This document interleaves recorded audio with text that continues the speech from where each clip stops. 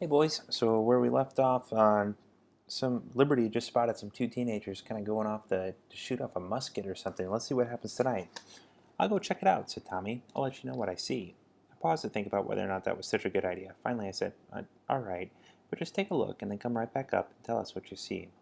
Quick as a cat, Tommy sprang down the ladder. After a couple of minutes, his head popped up and he said, It's the Billington boys, you know, those teenagers that Miles scolded for scaring those little kids with that shark story. They're playing with their dad's musket. I think they're going to try to shoot it.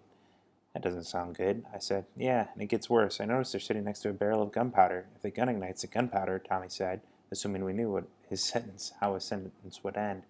Kaboom, said Liberty. Neil Armstrong will be the first man on the moon. The Billington boys will be. Tommy, run and get Miles, I said. I'll climb down and try to stop them. Before either Tommy or I moved, we heard a loud musket blast from the deck below.